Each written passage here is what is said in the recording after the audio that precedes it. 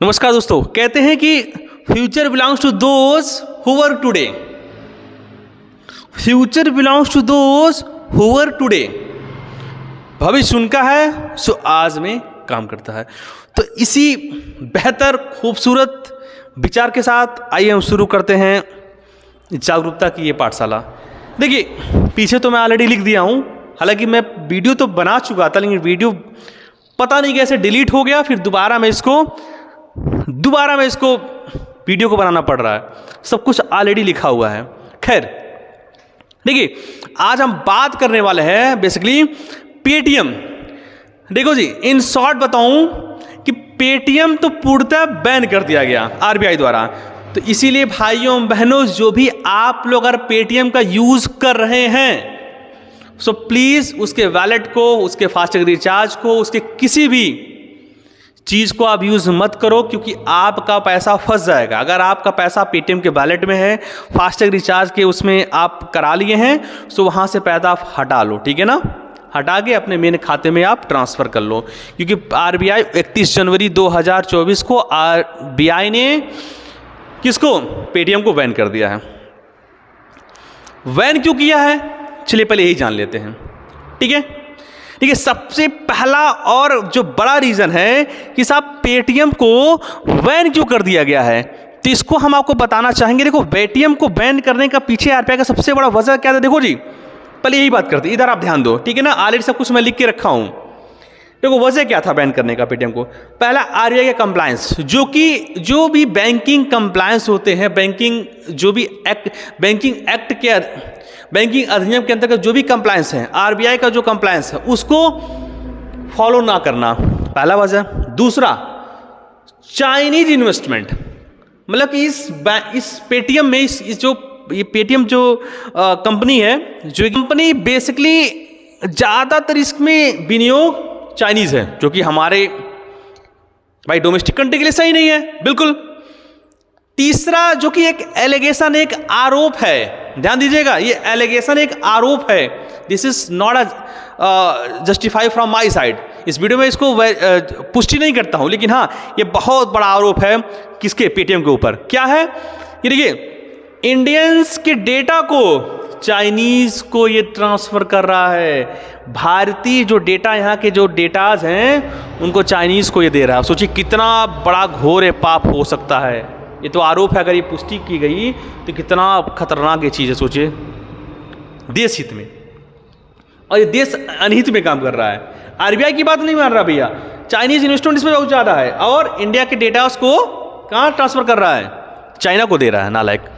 और चाइना वाले बस फ़ोन करेंगे, कॉल करेंगे, बहुत तरीके से यहाँ के लोगों को चूस रहे हैं, ठीक है ना। आपको समझ में नहीं आ रहा है, ठीक है। और आप कई लोग इसके स्कैम में अपने बहुत सारे पैसों को बर्बाद कर चुके हैं। खैर, मुद्दे की बात करते हैं।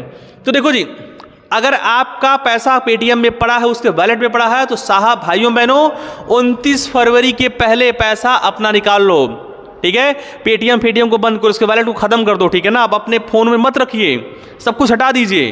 फास्टैग से सारा पैसा रिचार्ज किया, फास्टैग वाला काम हम नहीं करने वाला, ठीक है। इसकी यूपीआई सिस्टम कुछ भी काम नहीं करने वाला है, इसलिए 29 फरवरी तक समय दिया है कौन, आरबीआई ने। प्लीज आप लोग अपना पैसा निकाल के, भारत के भाइयों बहनों, अपना पैसा निकाल के अपने मेन खाते में ट्रांसफर कर लीजिए। ओके, अब बात करते हैं इसकी केस हिस्ट्री की। अब आते हैं मेन पॉइंट पे। देखो, छोटी सी कहानी है। 2009 के अंदर पेटीएम लॉन्च होता है, ठीक है। 2009 के अंदर, सोचिए ज्यादा पुराना नहीं है पेटीएम। 2009 के अंदर पेटीएम लॉन्च होता, मतलब भारत में ये जन्म लेता है, ठीक है। 2012 के बाद इसने पेमेंट गेटवे लाया अपना। पेमेंट गेटवे, देखिए, हर लोगों ने कभी ना कोई फॉर्म भरा होगा या कोई पेमेंट करते होंगे।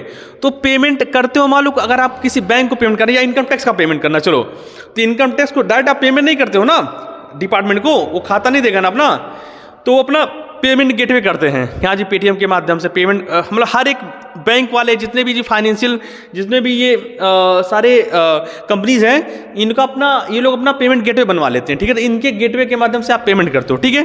पेमेंट गेटवे उन्होंने 2012 में लाया। 2014 में वॉलेट लाया। जिस तरह आज गूगल पे, फोन पे वगैरह हम यूज करते हैं, उसी तरह पेटीएम में सब बहुत सारे ऐसे यूजर जो हमें सुन रहे हैं, देख रहे हैं, बहुत सारे से भाई बहन और माता बंधु वो लोग पेटीएम वॉलेट का यूज़ करते हैं, ठीक है ना जी। 2014 में आया था। 2015 में QR कोड भी लॉन्च कर दिया। देख रहा भैया कि ठीक है यार, फल फूल रहे हैं भारत में, तो अपना QR कोड भी ला दिया 2015 में। 2016 का वो हसीन ऐतिहासिक मोमेंट सोचिए, जब नोटबंदी हुआ था। और नोटबंदी हुआ तो पेटीएम के लिए बल्ले बल्ले हो गया। हाँ जी, क्योंकि देखो सरकार बोला देखो भाई, फिजिकल लेन देन से डिजिटल लेन देन पे आइए। खरीदारी अगर आप फिजिकल करते हो तो उसको डिजिटल पे लाइए। कोई भी खरीदारी करिए वो UPI सिस्टम के माध्यम से, फोन पे, गूगल पे, दुनिया भर का पे से आप करिए उसको।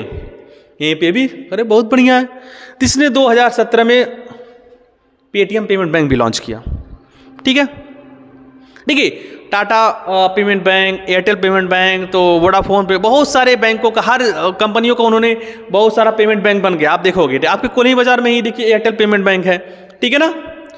तो बहुत सारे पेमेंट बैंक, देखो this is a bank but this is not a bank, this is close to the bank, this is like to be bank. ये पेमेंट जो बैंक होते हैं बैंक के तरह होते हैं, बैंक के क्लोज होते हैं, तरह होते हैं, लेकिन यहाँ ये पूर्णतः बैंक नहीं होते हैं। हाँ, यहाँ पे सेविंग अकाउंट, बचत खाता खोल सकते हो, रिकरिंग डिपॉजिट कर सकते हो, छोटे छोटे अपने धन को आप डिपॉजिट कर सकते हो, ठीक है। लेकिन हाँ जी, वहाँ से आप पोस्ट ऑफिस, वहाँ आपको ATM कार्ड भी देगा, बहुत सारी चीज़ें होती हैं वहाँ आपसे मिल जाता है, ठीक है। आप देखो भी होगे। तो 2017 में आया, ठीक है। अच्छा जी, 2018 में जो मैंने बताया था, RBI ने कहा भाई ठीक है, तुम अपना बैंक खोल लिए, सब कुछ कर रहे हो, ठीक है, अरे कम से कम हमारे कंप्लायंस को तो फॉलो करो। हाँ, उसने नोटिस दिया। 2022 में उन्होंने भयंकर वाला नोटिस दिया, ठीक है, कंप्लायंस को, सर्कुलर्स को लेके। बात नहीं माना पेटीएम, और अंततः 2023 में 5.39 करोड़ का उन्होंने क्या लगा दिया, फाइन लगा दिया। कितना, ध्यान दो, 5.39 करोड़ का, 5.39 करोड़ का उन्होंने क्या लगा दिया, फाइन लगा दिया। किस पे, पेटीएम पे। फिर भी नालायक नहीं सुधरा। 2024 में 31 जनवरी को, अभी देखिए, अभी जैसे आज आपका 1 जनवरी है, सॉरी 1 फरवरी है, तो 31 जनवरी को वो उन्होंने क्या किया, बीती रात को इसको बैन कर दिया। किसको, पेटीएम उन्होंने बैन कर दिया कि साहब एक काम करो, तुम्हारा ये पेटीएम पेमेंट बैंक नहीं चलेगा, बहुत हो गया तुम्हारा नौटंकी। अच्छा, मतलब कि अब क्या है, ये डिपॉजिट नहीं कर सकते हैं, कोई ट्रांसफर नहीं हो सकता है, कोई लेन देन नहीं हो सकता है, और इसका इंपैक्ट शेयर होल्डर अंशधारियों पर भी पड़ा। वो अभी बाद में बात करते हैं, ठीक है ना, उसकी मुद्दा हम बाद में करेंगे।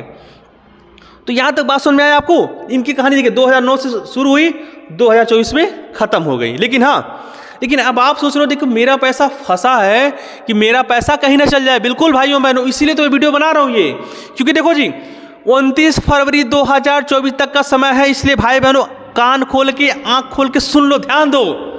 साहब अपना जो भी पैसा है वॉलेट में पड़ा हुआ है, पेटीएम वॉलेट में आपका पैसा पड़ा हुआ है, उसको तुरंत निकालो, अपने मेन खाते में डालो।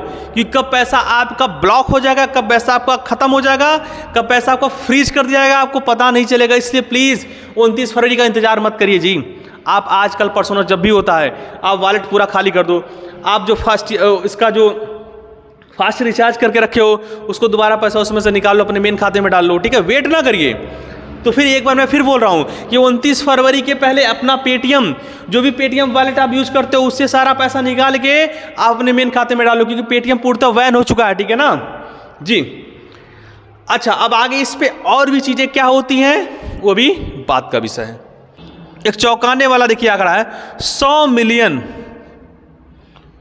मिलियन इसके वेरीफाइड क्या है, verified customer. Oh my God, मतलब सोचो 100 मिलियन, और 1 मिलियन में कितना लाख होता है, 10 लाख। सोचो जी 1 मिलियन, यही मैं लिखता हूं, ठीक है ना, 1 मिलियन बराबर 10 लाख, ठीक है ना।